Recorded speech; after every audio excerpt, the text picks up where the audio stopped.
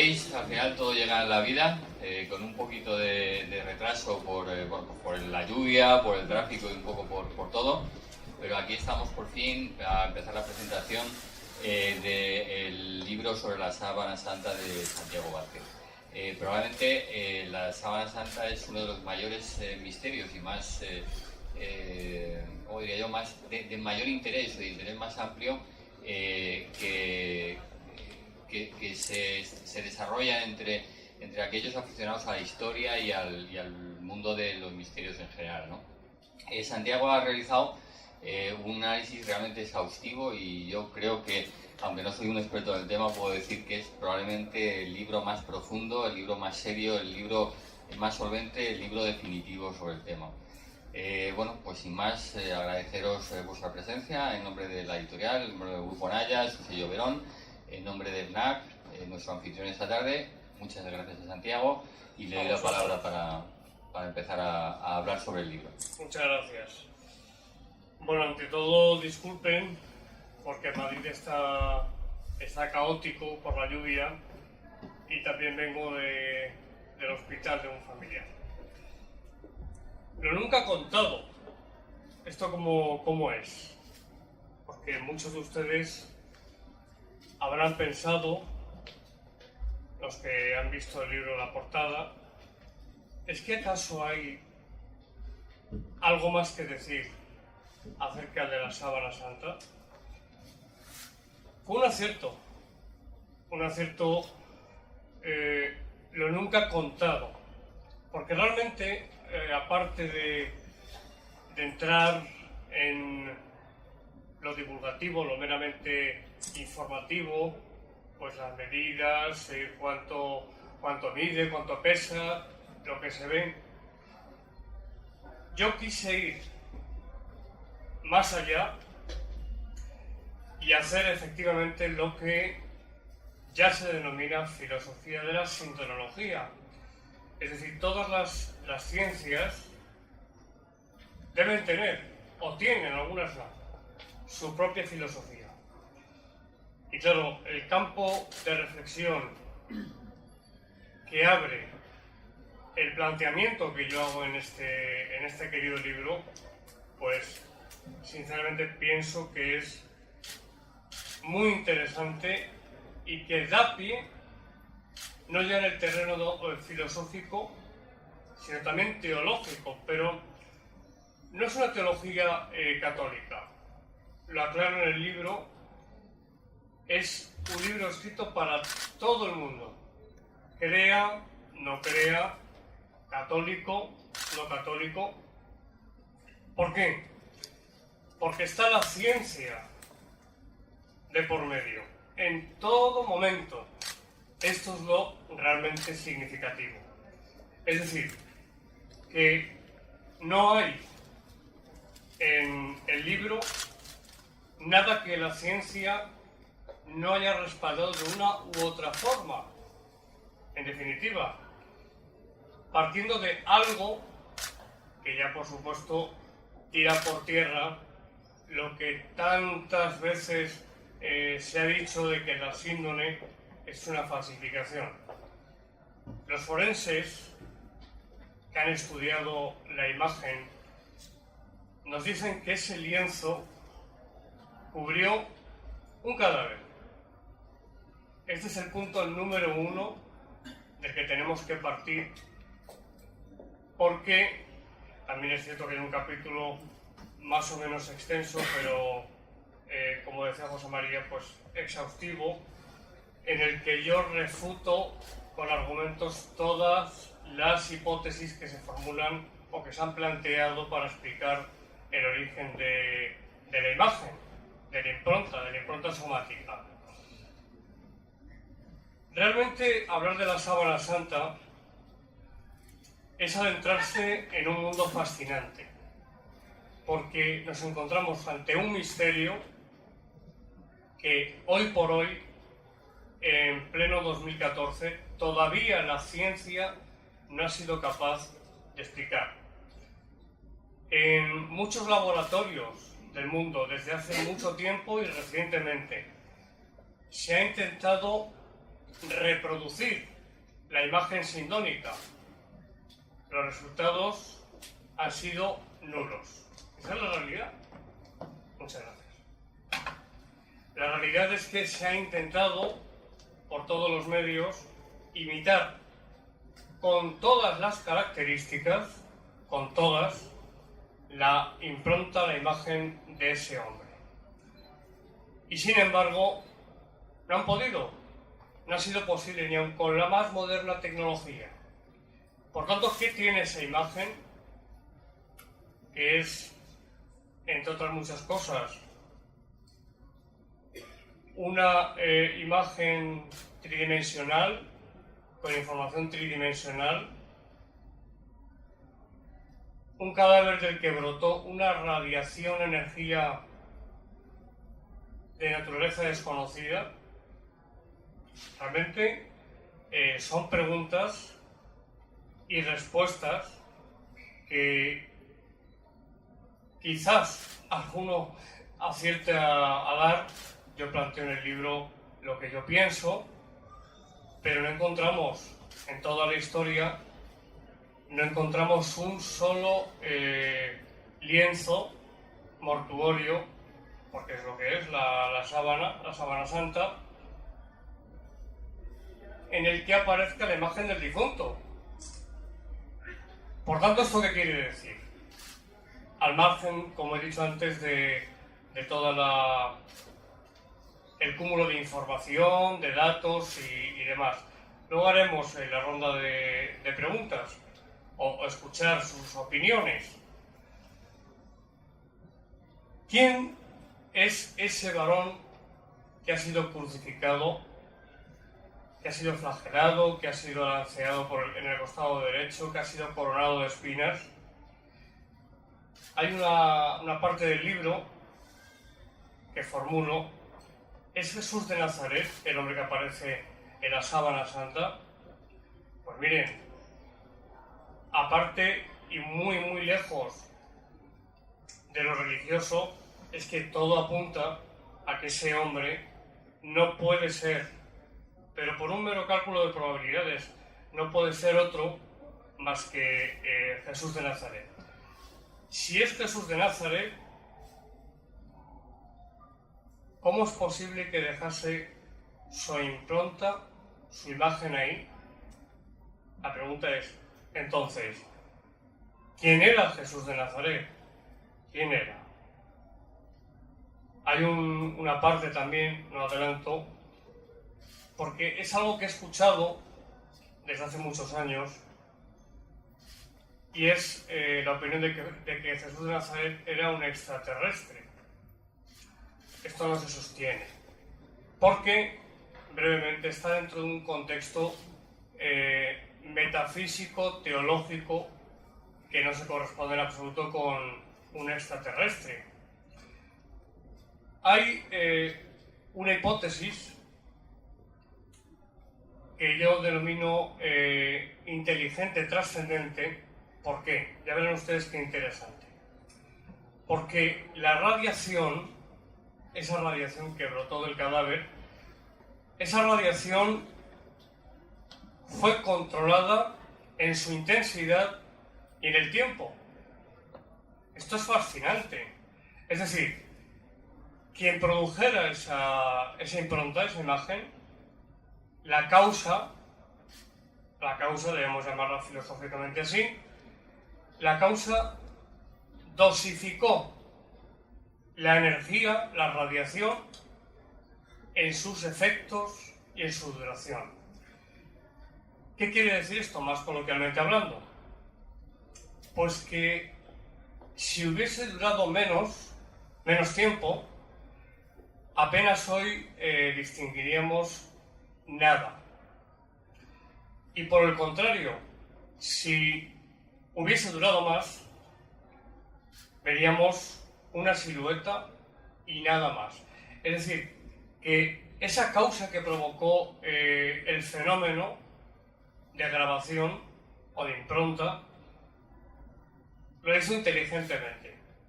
Es decir, esa causa es inteligente. ¿Cuál es esa causa? Esta es la gran pregunta, que por supuesto dejo la opinión abierta para todos ustedes. Claro está, es una causa superior a lo humano conocido. Unos quieren ver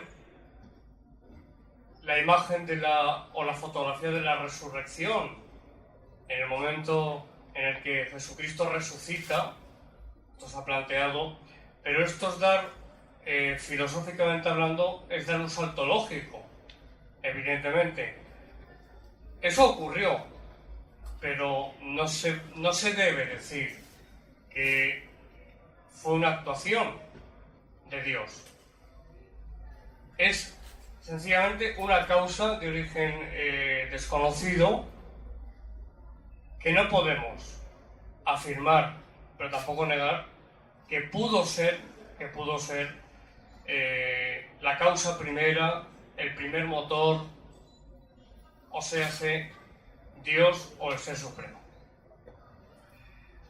Hay bastantes capítulos, creo que todos ellos muy interesantes, así he procurado que fuera.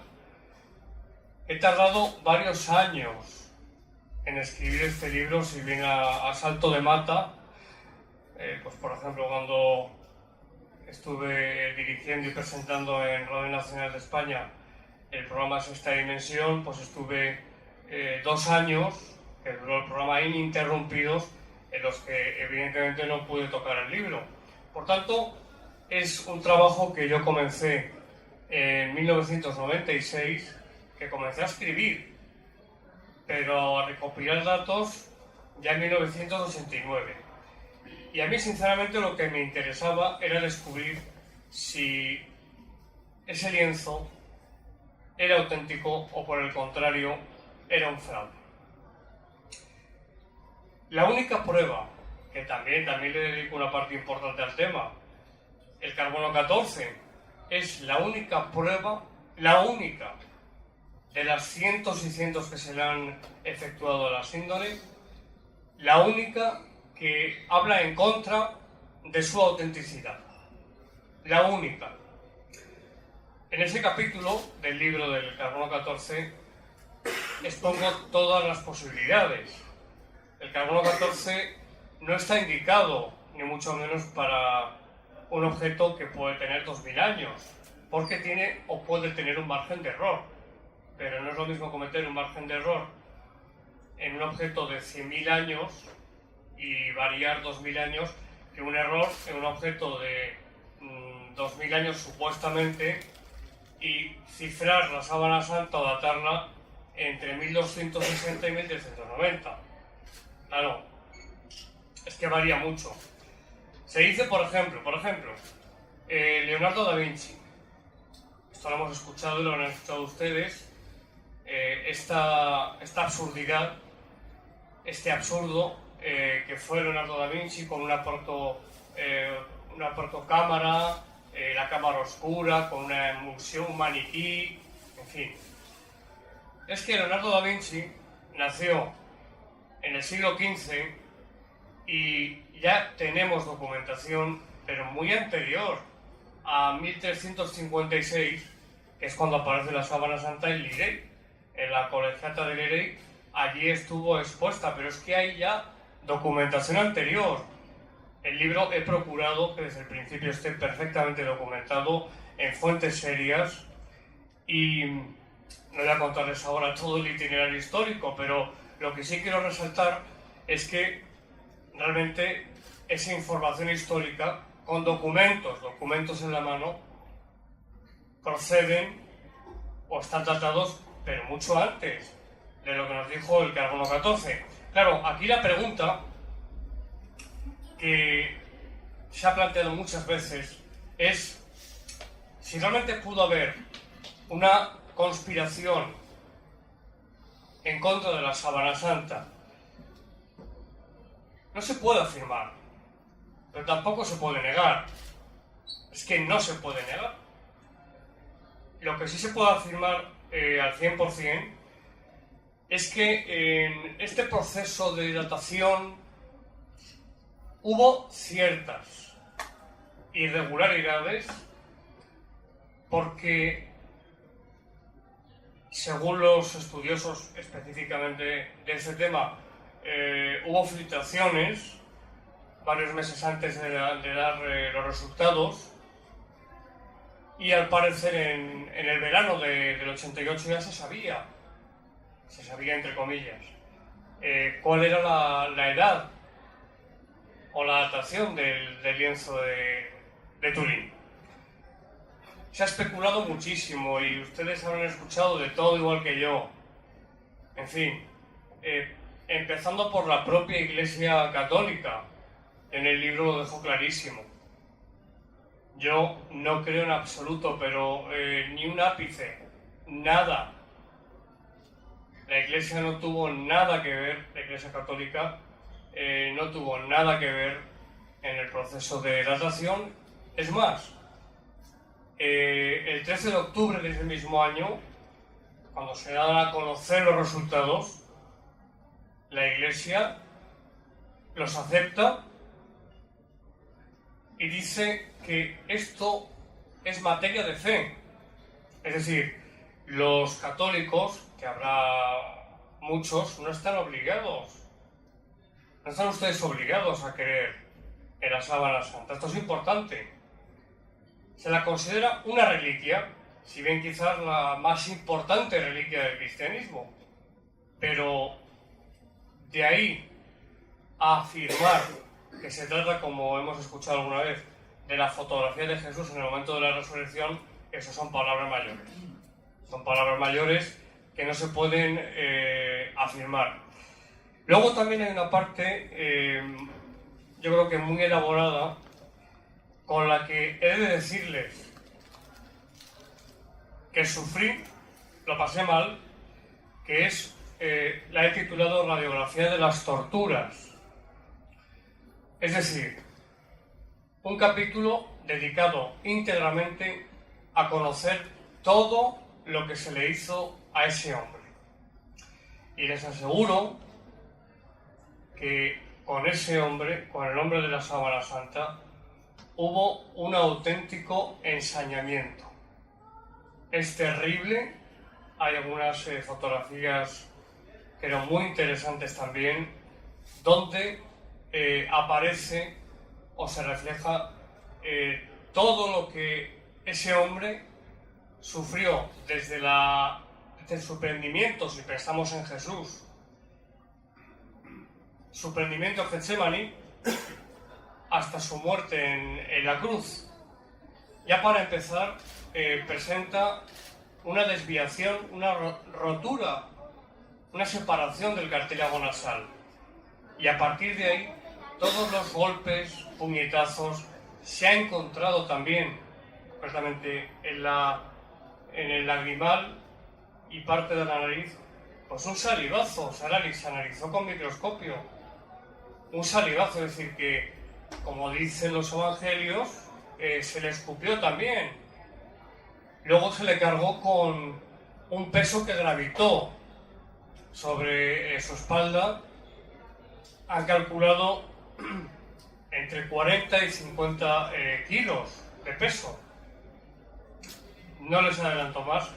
Realmente los estudios que yo reflejo aquí son unas investigaciones de primera línea hechas por eminentes hombres de ciencia,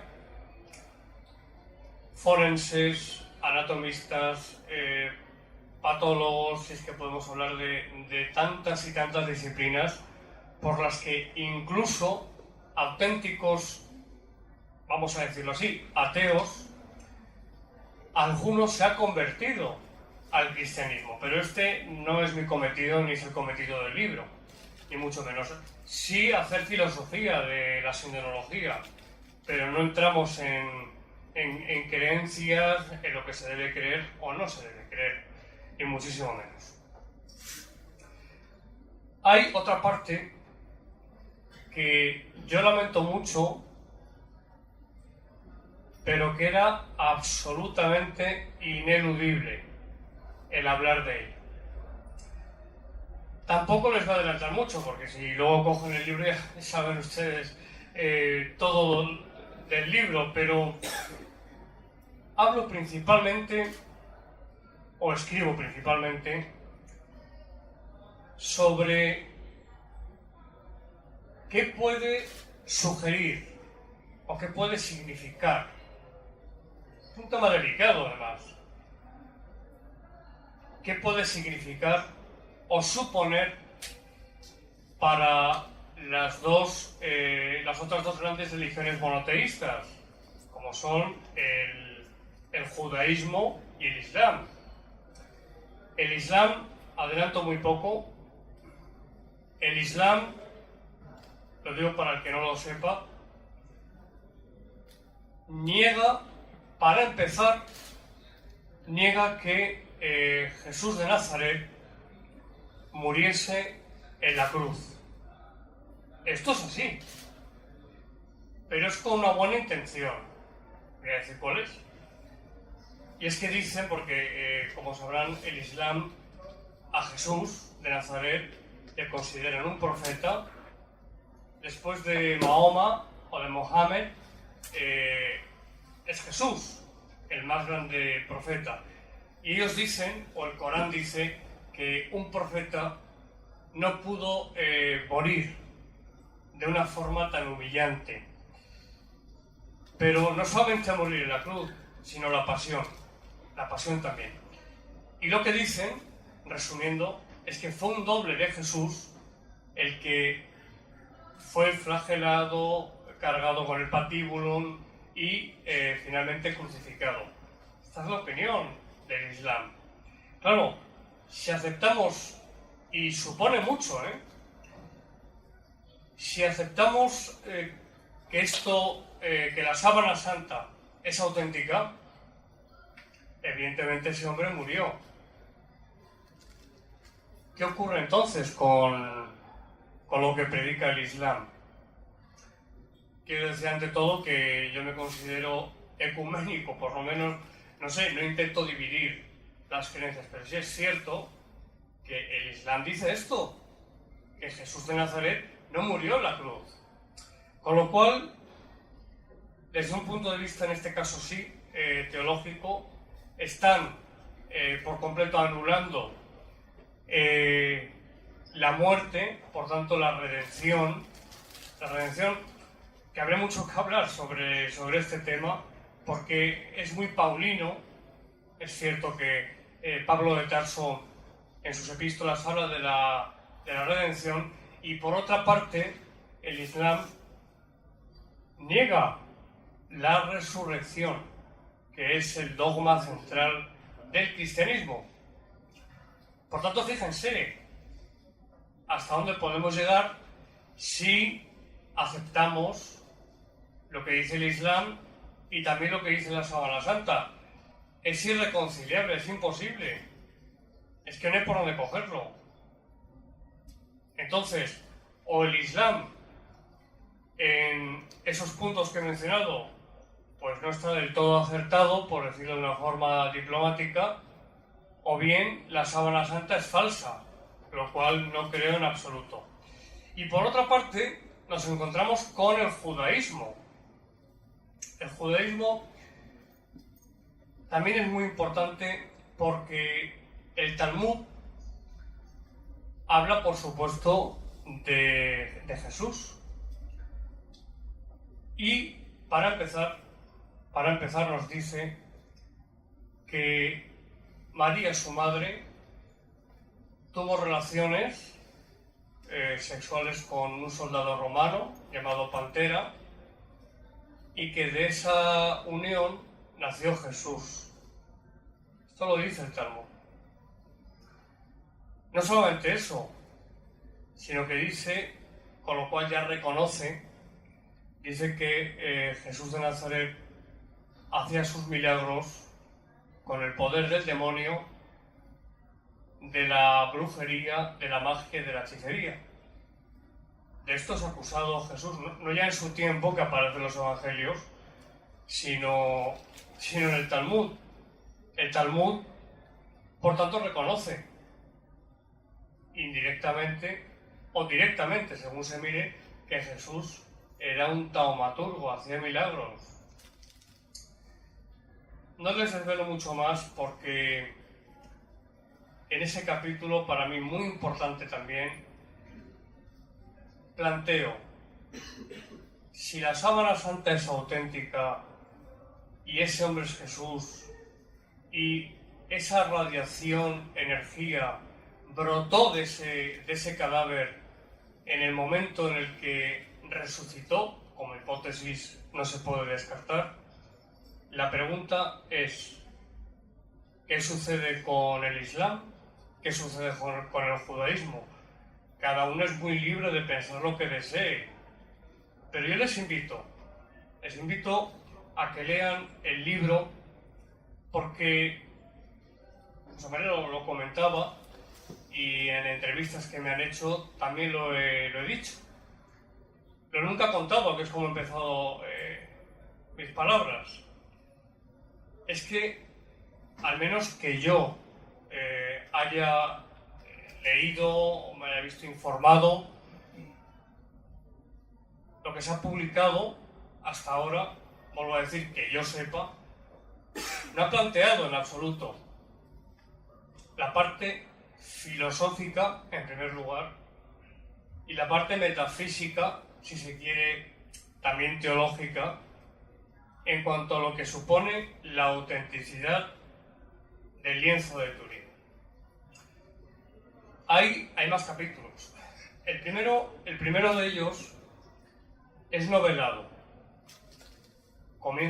Simplemente diré que comienza en Jerusalén, una descripción del sol ocultándose tras las montañas de Jerusalén, y ya entra en la última cena. Es como si entrásemos realmente en la última cena de Jesús con sus discípulos, sus apóstoles. No es igual apóstol que discípulo, es diferente. Con sus 12 apóstoles, y desde ahí toda la narración hasta el momento no ya de la resurrección, sino de cuando acuden las mujeres. Hay diferencias porque entre los evangelios, uno por ejemplo nos dice que fue María Magdalena la que fue a solas al sepulcro, y de ahí la famosa frase de no me toques, María, que aún no he subido al Padre. Pues eso corresponde a uno de los evangelios, pero en otros se dice que fueron 3 las mujeres. De cualquier forma, yo me quedo con la transcripción de Juan, que también aparece en el libro, que es que los apóstoles, una vez informados de que el sepulcro estaba vacío, no la sábana tirada a un lado, como se puede suponer, acudieron Pedro y Juan, que eran 2 de los íntimos. Los 3 íntimos eran Pedro, Santiago y Juan, que eran hermanos Santiago y Juan. Y acuden Pedro y Juan. Y hay algo muy revelador, porque en el texto original, en griego, en una interpretación correcta del texto, lo explico perfectamente en el libro, nos dice que Juan llega primero al sepulcro, que espera por respeto a Pedro, que era bastante más mayor que Juan, que era muy jovencito, que entra Pedro, que se encuentran en primer lugar con la rueda de sellado de piedra, que se llama la entrada al monumento funerario, que tenía que ser movida por 5 hombres. Es decir, se encuentran con la puerta, digamos, la puerta de entrada, esa piedra abierta. Y Pedro entra. Pero es que luego entra Juan. Él, ya saben que el Evangelio de Juan habla del discípulo a quien Jesús amaba. ¿Se refiere a sí mismo? Pues posiblemente. Aunque hay autores, exégetas, hermeneutas que dicen que no fue el apóstol Juan. Lo que quiero señalar, y lo explico también, es que el Evangelio el texto griego dice que Juan entró en la tumba, vio y creyó. ¿Por qué? ¿Simplemente porque el cuerpo de Jesús no estaba? Bueno, se lo podrían haber llevado unos ladrones, por ejemplo. No. Es que lo que dice el texto, tenemos dos, el Códice Sinaiticus por un lado y el Vaticanus por otro, son dos manuscritos del siglo IV. Nos dicen que el lienzo estaba caído, desplomado sobre sí mismo, yaciendo. Claro, la pregunta, por eso dice que Juan vio y creyó. La pregunta es muy posiblemente fajado en 2 o 3 puntos.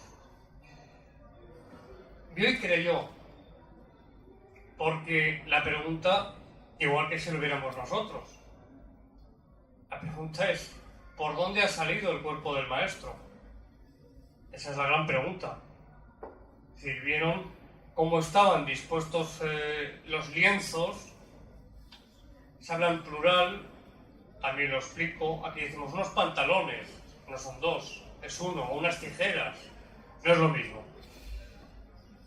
De cualquier forma, si se adentran también en ese capítulo, es apasionante la conciliación entre, es muy importante, entre los textos del Evangelio y lo que nos revela la Sábana Santa. Sí coincide. Que aparezcan, por ejemplo, puntos del cuerpo, zonas del cuerpo, donde la Sábana Santa, la síndone, si es la misma, no tocó, sin embargo aparecen, pero aparecen con una proporción exacta, matemática. Es decir, que, coloquialmente hablando, que las partes que estuvieron más en contacto o más cerca del lienzo chamuscaron más y las que estuvieron más lejos, o que incluso, como he dicho, no tocaron el lienzo, chamuscaron menos. De forma que cuando John Jackson y Jumper, dos físicos de enorme prestigio, en 1976, si no me falla la memoria, introducen, porque eso también se ha dicho, hay que aclararlo, la NASA en todo esto no tiene nada que ver. Hay autores que dicen que la NASA investigó la Sábana Santa, eso no es verdad. Lo que sí es verdad es que John Jackson y Eric Jumper, también Motter, un tercero, al que no se le ha hecho mucha justicia porque participó y no se le menciona casi nunca, pero estos físicos introdujeron una fotografía de la Sábana Santa en el analizador de imagen VP8, que se había utilizado para decodificar las fotografías que estaban enviando las sondas Viking de la NASA. Bueno, pues se utilizaba para esto, es decir, un aparato sí de la NASA, en este caso el aparato que se utilizaba para misiones espaciales. ¿Y cuál es su sorpresa? Enorme, yo diría que mucho más, cuando introducen esa fotografía en el VP8 y el resultado del análisis es que nos encontramos ante una imagen que es tridimensional, como decía al principio. Esto es realmente, yo diría, si me permiten la palabra coloquial, es alucinante, porque es que se puede introducir en un analizador de imagen cualquier fotografía que el resultado es una imagen bidimensional de 2 dimensiones. Pues no, la Sábana Santa nos da 3 dimensiones. Esto viene a ratificar lo que he dicho antes, que hubo una radiación. A mí esto realmente es que me desconcierta desde hace muchos años. Ustedes se imaginan, y vamos a pensarlo en frío, creamos o no creamos, no importa. Incluso no creyendo objetivamente desde fuera un cadáver que emite una radiación y que estampa su imagen ahí en un lienzo con una proporción exacta, dando una imagen tridimensional, yo creo que da mucho que pensar, ¿eh? Y este libro, el libro hace pensar, o al menos esa ha sido mi intención. No quedarme únicamente con el mero dato, con la mera información, que también lo hago, sino que voy más allá de la realidad, como mi programa de la radio, más allá de la realidad. Lo que puede implicar, lo que supone no ya para los católicos, sino para, como he dicho antes, incluso para los ateos, los que niegan la existencia de Dios. No se puede asegurar, repito, pero sí plantearse, es decir, ¿quién demonios provocó esa imagen? ¿Quién? Pues evidentemente alguien, una causa, filosóficamente hablando, que estaba muy por encima, pero muy por encima, yo diría que totalmente encima de lo que conocemos como humano, evidentemente. También hay un dato que sin duda es revelador, y es que en la imagen, donde hay sangre humana, esto fue analizado en 1978, hablaré un poco sobre el tema, donde hay sangre, que hay bastante en el lienzo, no hay impronta somática, no hay radiación.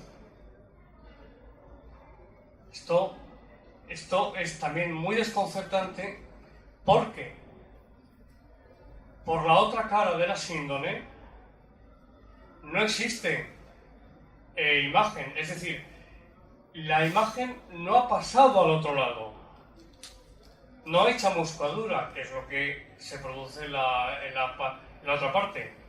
No, es una imagen sumamente superficial. Esto a mí personalmente todavía me interesa mucho más. ¿Cómo es posible que una radiación o energía chamusque superficialmente el tejido, una degradación de la celulosa, pero que por otra parte no ha pasado al otro lado? Sin embargo, las manchas de sangre y de suero también sí han pasado, han pasado por absorción. El tejido es de lino. También este es un dato importante porque hablamos de Jerusalén 30 o 33. Ahí los historiadores no saben muy bien qué fecha, pero bueno, no importa. Nos encontramos con un lienzo de lino. El lino era un tejido más bien caro. Y lo que es todavía más interesante es que un crucificado, como es el nombre de la síntome, los crucificados es brutal, pero hay que decirlo, un crucificado era arrojado directamente a una fosa común. Nada más, era tratado su cuerpo o su cadáver como un despojo. Sin embargo, nos encontramos con el cadáver de un crucificado que no ha sido arrojado a la fosa común, sino que alguien, personas, claro, no naves espaciales, le envolvieron en ese lienzo y con todo el cuidado del mundo le sepultaron, porque, esto hay que decirlo también, en el lienzo, cuando se analizó en el 78, se encontró gran cantidad de restos, entre otras cosas, de mirra y de aloe. Esto lo dice el Evangelio de Juan. Bueno, pues 2000 años después hipotéticamente, si es auténtica, ese que no se sabe muy bien si fue espolvoreado, si es un lecho, porque el entierro fue provisional, que son muchos datos, y no quiero desvelarlos, pero, por ejemplo, la ley judía o judaica prescribía que el cadáver de un difunto tenía que ser rasurado de pelo, pero vamos, de pelo desde los pies hasta la cabeza. Pues en nombre de la síndrome no es así. También, por ejemplo, la sangre. La sangre, según la ley, tenía que ser retirada de cualquier parte del cuerpo. ¿No es así? Es decir, que todo nos hace pensar, y todo apunta, pero de una forma, vamos, meridiana, a que ese entierro, el entierro de ese hombre, fue provisional, como ocurre, o como nos cuentan los evangelios de Jesús de Nazaret, que lo enterraron prácticamente ya anocheciendo, y que el domingo al amanecer las mujeres, ¿a qué van al sepulcro? Con ungüentos, pues van precisamente a sepultarle como debía ser, según la ley, y se encuentran, como he dicho antes, con la piedra removida. En definitiva, yo lo que, sinceramente, y no es porque yo sea el padre de la criatura, pero pienso, después de muchos años de trabajo, de muchos días, en fin, a veces sin dormir, sin comer, mucho esfuerzo. Yo creo que no nos encontramos, sinceramente, con un libro más de la Sábana Santa. Hay otros libros anteriores que se han publicado que yo valoro y que de hecho muchos de ellos me han servido para la documentación del libro y que yo especifico. Pero que yo sepa, y creo que estoy bien informado, nadie hasta este momento se había atrevido a plantear toda esa serie de cuestiones, por una parte filosóficas y por otra parte metafísicas. Es que realmente, y estarán conmigo, en que pensar todo lo que les he dicho y les he comentado, más otras muchas cosas que planteo en las páginas de Sábana Santa lo nunca contado, son reflexiones que nunca se han hecho. Algunas sí, algunas sí. Yo no afirmo, sí creo, no lo voy a esconder, que considero que la Sábana Santa envolvió un cadáver y que ese cadáver, con un porcentaje enorme de posibilidades, es Jesús de Nazaret. Pero no se puede afirmar porque es, como he dicho antes, dar un salto lógico. Tanto la parte histórica, y es muy importante porque se nos ha dicho siempre, como no, en base al carbono 14, que no, que la síndrome de Turín es un objeto medieval. Yo aquí he recogido todas las hipótesis, bueno, hipótesis algunas, otras son tesis directas, es decir, que se afirman rotundamente y que nos dicen que eso es una falsificación. Recuerdo, pues, si no ha salido alguno más, hubo un científico italiano, Luigi Garrachelli, del que hablo en el libro, y aparecen fotografías de una imitación de la Sábana Santa. Verdaderamente está muy bien lograda, si bien el original pues dista mucho de lo que consiguió este científico. Pero claro, lo que este científico empleó fue bermellón y otro tipo de sustancias, de pigmentos y demás. En 1978, el STUR, un grupo de 40 científicos de primera línea, se les concedió 5 días ininterrumpidos, esto es muy importante, para día y noche, día y noche, 5 días, día y noche, para que estudiaran a través de toda la aparatología disponible en ese momento, para que estudiaran in situ con la sábana santa, poder tocarla, poder analizarla. Es la única vez que se ha hecho. Hay algunos compañeros míos que están reclamando que se autorice una nueva investigación, porque evidentemente la aparatología de hoy en día no es la que había en 1978. Ha aparecido, lógicamente se ha avanzado muchísimo y ahora sería pues un estudio mucho más profundo, concienzudo y, como digo, mucho más esclarecedor.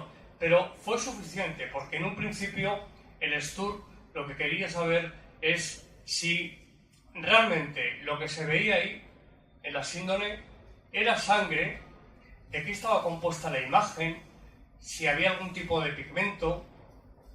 Tuvieron que analizarlo al microscopio. Lo hicieron. Se encontraron, en primer lugar, con que es sangre humana, concretamente del tipo AB, Se encontraron con muchas cosas más, pero con muchísimas. Se encontraron, bueno, ya Max Frey, que conocerán muchos de ustedes, el polen, documento prueba infalsificable, pues polen de Edesa, primero de Jerusalén, de Edesa, es decir, por todos los sitios donde los documentos históricos nos dicen que la síndone pasó. Y este grupo de científicos, al microscopio, que es lo que quería decirles, no encontró ni el más mínimo vestigio de pigmento, colorante, sustancia entre hilo e hilo. Esto, claro, retrocedamos y nos situamos en 1978. Y los medios de comunicación dan la noticia de que estos científicos de primera línea han examinado la impronta, la imagen, y que no hay ningún tipo de colorante, pigmento, como digo, sino que es una chamuscadura. Les he hablado antes de ella. Por tanto, ¿qué es? Solamente daré un dato. De los millones, porque son varios millones de hilos que componen la sábana santa, si cogemos un hilo, la radiación afectó únicamente a las primeras 2 o 3 fibrillas. Se puede hacer una idea. Es decir, que es una imagen, como he dicho antes, esto es muy importante, lo recalco porque es muy importante, superficial. Es estable, por ejemplo, se descubrió que es estable al agua, es decir, que la imagen, si arrojamos agua sobre ella, no desaparece ni se ve afectada. Estabilidad hidrológica, química, es decir, no se decolora, no pierde la imagen absolutamente nada. Es sumamente pormenorizada, por no hablar que ahí lo plasmo perfectamente. Secondo Pia, este fotógrafo, abogado turinés, aficionado a la fotografía, en 1898 es cuando se da el pistoletazo de salida sin él quererlo.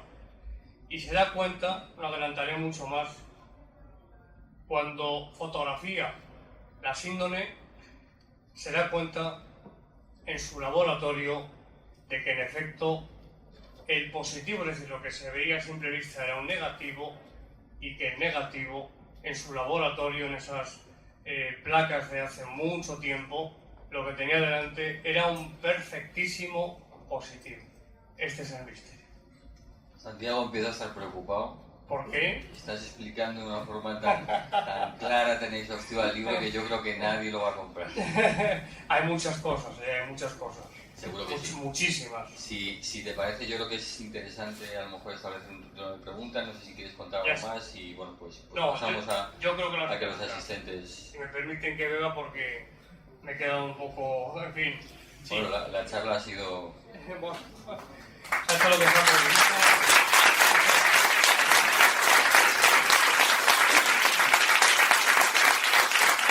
Muchísimas gracias.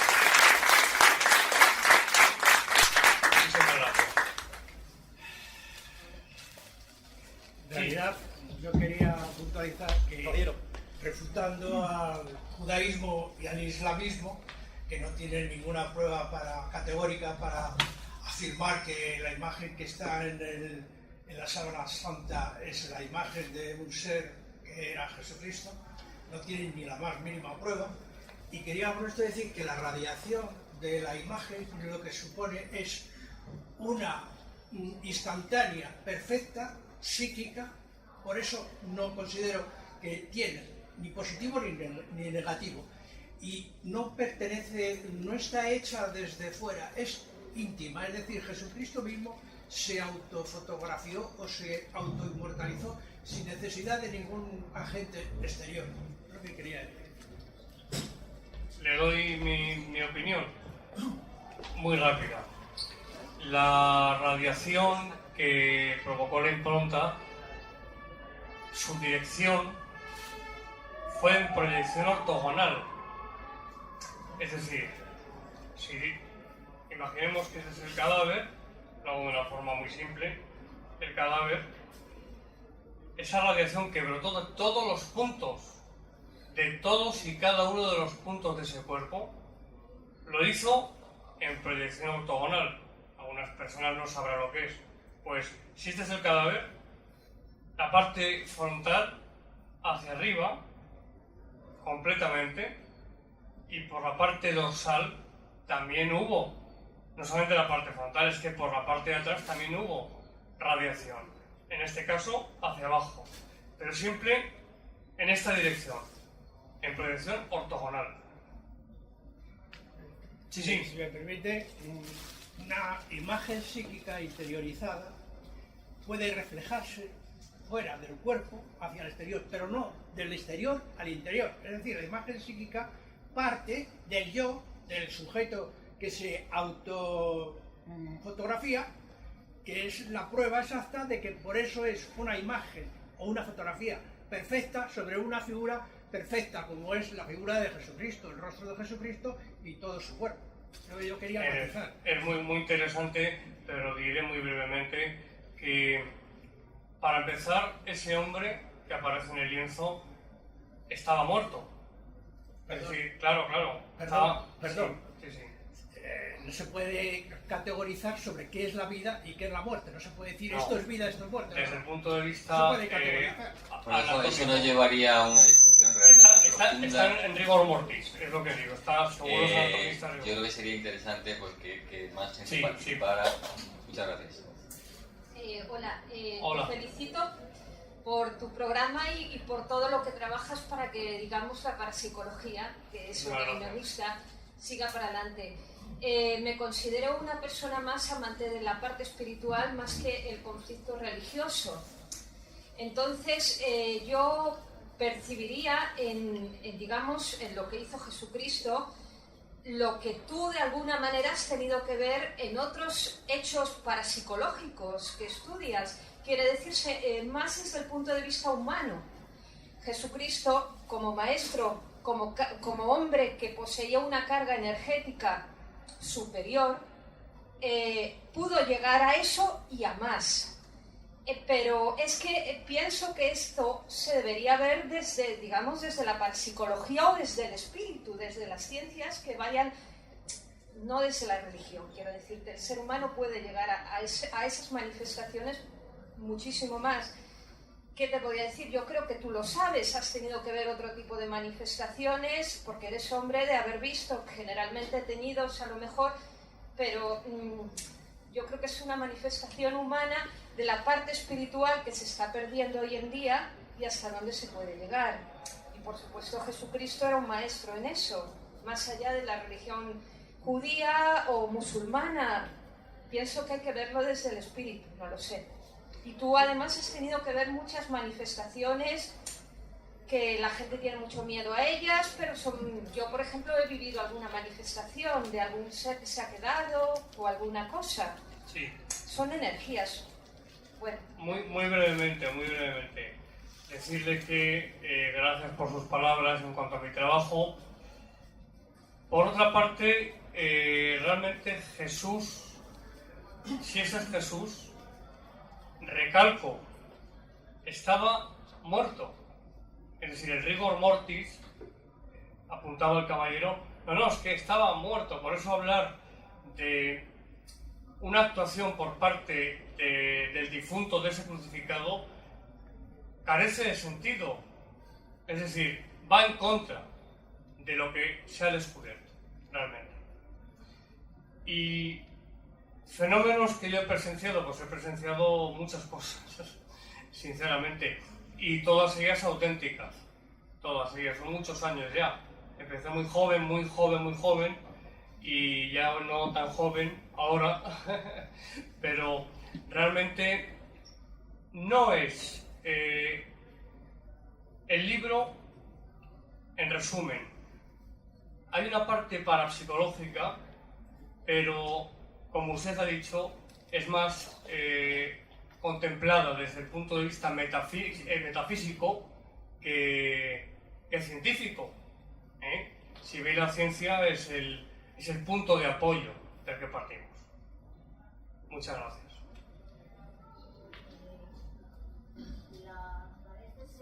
Perdón, es que no se escucha bien. Bueno, ante todo felicitarle Muchas gracias. Y preguntarle, parece ser que José de Arimatea era también esenio. ¿No pudo ser que Jesús, que parece ser que tuvo una relación con los esenios, tuviera un enterramiento a estilo esenio, más que hebreo y con las costumbres judaicas? Y por eso lo enterraron como lo enterraron, con el pelo largo y tal, porque era todo, digamos, costumbres esenias más que otra cosa. Gracias. Bueno, es que realmente esta es una opinión que se ha escuchado, que se ha dicho. José de Arimatea, siempre basándonos en documentos fidedignos, documentos serios. José de Arimatea era sanedrita, pertenecía al Sanedrín, y esto de los esenios, pues es verdad que se ha relacionado a Juan el Bautista y a Jesús como miembros de esta secta judaica de los esenios. Yo personalmente, y termino, yo termino porque hay más preguntas, yo creo que Jesús sí conoció a los esenios, que tenían una vena ascética tremenda, también la tuvo Jesús, sí les conoció. Es posible que pasara algún tiempo con ellos, pero yo no creo que lo fuera, entre otras por una sencilla razón, porque los esenios no podían, lo tenían prohibido el juntarse con los que no fueran ellos, y sin embargo Jesús se mezcló con todo el mundo, sobre todo con prostitutas, publicanos, como dicen los evangelios, en aquella época lo peor de lo peor. Y entonces encontramos esa frase de: yo no he venido a llamar a los justos sino a los pecadores, ¿no? No necesitan de médico los que están bien, sino los que están enfermos. Y comía y cenaba con publicanos, prostitutas, y le acusaban a los fariseos y decían: vuestro maestro, los apóstoles, vuestro maestro se contamina comiendo y cenando con este tipo de gente. Los esenios no. Los esenios vivían en Qumran, entre otros sitios, y estaban totalmente apartados de todo lo que no fuera ellos. No podían, porque se contaminaban según sus leyes. Muchas gracias. Sí, hola, Santiago. Hola. Yo quería preguntarle qué opina sobre el objetivo o el fin de la causa paranormal, proyectando esta imagen sobre sobre la Sábana Santa? Esta es una de las grandes preguntas que también planteo. No voy a responder más de lo que debo, pero por supuesto que se hizo con una intención, es decir, esa causa con la C mayúscula.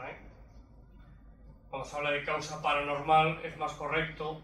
Yo lo aprendí de don Germán de Argumose Valdés, mi maestro, filósofo, parapsicólogo, una eminencia. Pues decía esto: la causa paranormal no quiere decir espíritus, no, eso es dar un salto lógico. Entonces, lo que ocurre con el tema de la síndrome, con la impronta, ¿quién provocó esa causa que provocó la imagen? Solamente diré que estaba y está muy por encima de nosotros. No puedo decirlo porque no José María se enfada. Pero sí, indudablemente hubo una causa que dosificó la radiación y que, bueno, pues ahí dejó sus efectos para que, es curioso esto, solamente con la aparatología de hoy en día, a partir de finales del 19, pudiera ser contemplada. Antes no. Gracias. ¿Más preguntas? ¿Preguntas o experiencias? ¿Qué tal, Santiago? Ramón. Buenas tardes, enhorabuena por el libro. Muchas gracias. Sé que es la obra de tu vida. Personalmente lo sé desde hace muchos años. Fíjate. Y nada, quería preguntarte una cosa.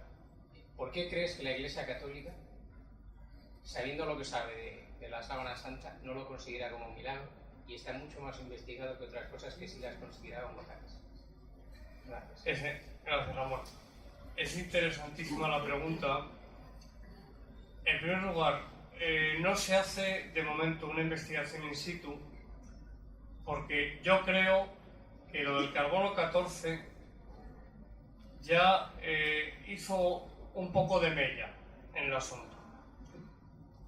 ¿Por qué investiga otros objetos y no este? No. La Sábana Santa, este es un dato que dejo ahí, la Sábana Santa es el objeto arqueológico más estudiado e investigado en todo el siglo XX. Así es. Así es. Claro, si los investigadores científicos de muchas ramas del conocimiento se han interesado por la síndrome, por algo será.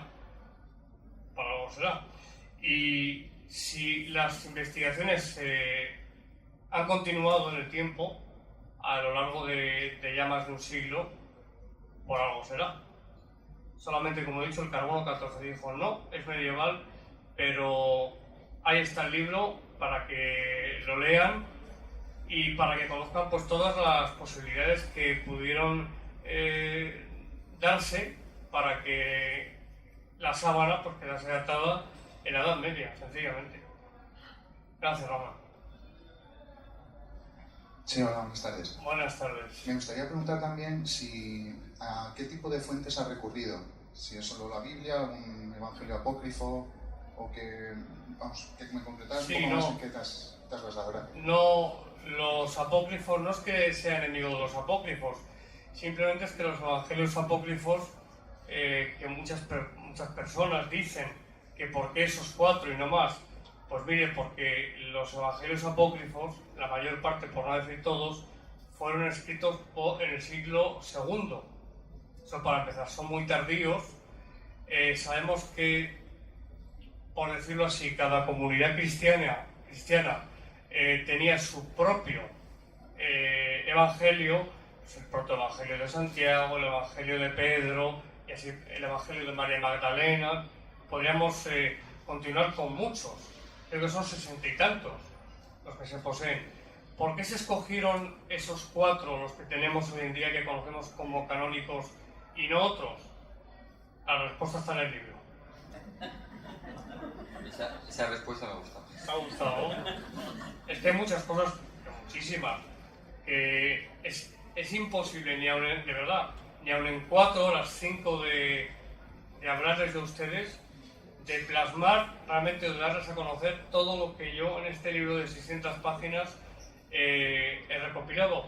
Y la documentación, pues he procurado que sea una documentación de primera mano. De primera mano, citando siempre las fuentes, en fin, muchos años, como usted ha dicho. Muchas gracias. Hola, buenas tardes, Santiago. Buenas tardes. Bueno, mira, me encuentro aquí en un sitio de verdad que me encanta estar. Aparte, mucha gente tiene dudas sobre el tema de qué pudo ocurrir en la Semana Santa. Yo, como no le pongo límites a Dios, yo digo que Él mismo hizo eso para que creamos en el poder tan grande que tiene. Y bueno, se ha descubierto tiempos más o sea, a partir de los años 1970, como tú bien dices, ¿no? Y se han quedado admirados de lo que ahí había. Desde luego. ¿Sí? Y seguimos admirando. Pero yo digo que eso ha sido producido por Él y para dar testimonio de que Él está vivo. Muy bien. Pues muchas gracias. Gracias a ti. ¿Alguna pregunta u opinión, también?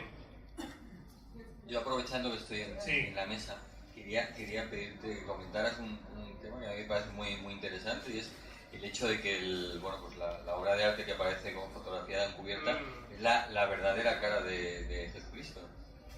Realmente tengo que decir que el trabajo de Anaya, con José María a la cabeza, ha sido Víctor, que también está, no sé dónde está, Laura, en fin, todo el equipo de Anaya, han hecho un trabajo realmente magistral. Yo cuando, el día que me enviaron los ejemplares y vi mi libro ahí, esto es una maravilla. Pero ese es el cariño de autor. No, el autor no, cuando ve un determinado, pues, no. se emociona siempre. José María, no.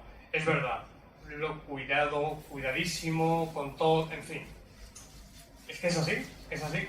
Y esta fotografía, que se puede asegurar que si no es muy parecida, es él, es una reconstrucción del profesor de Bellas Artes, don Juan Manuel Miñarro, que es toda una autoridad en este campo, que ha hecho unas reproducciones espectaculares.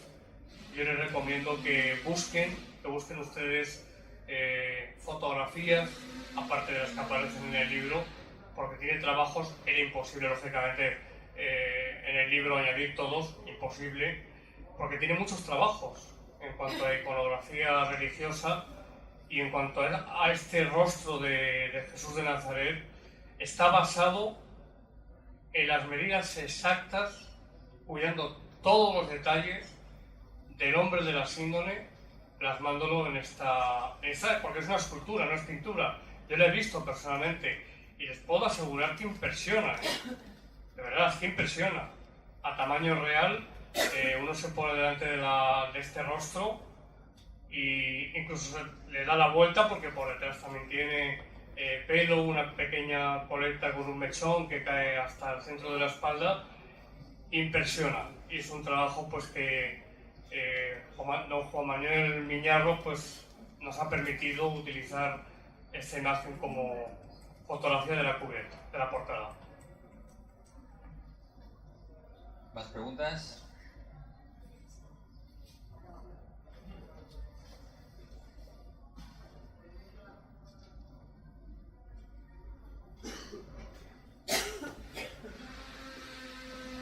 Quizá el próximo trabajo, o no lo sé, estaría relacionado con la Sábana Santa, que es el paño de Oviedo, ¿no? Supongo que ahí también habrá mucho que decir. Sí, sobre el sudario de Oviedo, que no he querido, iba a decir, mezclarlo. Sí, mezclarlo con la Sábana Santa. Pienso que son dos objetos muy diferentes, pero al mismo tiempo van de la mano. Los trabajos del Centro Español de Sindonología, del CES, al que pertenezco, con don José Manuel Rodríguez como presidente, que nos ha dado todas las facilidades verdaderamente para ilustrar el libro, tanto en fotografía como en documentación. Pues el CES ha trabajado y está trabajando mucho en lo que es el sudario de Oviedo. La sangre es sangre de tipo AB, dicho muy por encima, porque hay unos estudios profundísimos. Se puede decir con un alto porcentaje de posibilidades que las manchas de sangre coinciden, y si ambos lienzos cubrieron un mismo rostro, el sudario de Oviedo ya tiene una historia más, podríamos decir que más definida aún en los primeros siglos que la sábana santa. Como digo, el CES ha investigado, lo sigue haciendo, pero lo que realmente se quiere es acceder in situ, como en el 78, a la sábana santa. Es lo que se está pidiendo a gritos, y yo creo que es necesario y muy importante. Muy importante. Muchas gracias.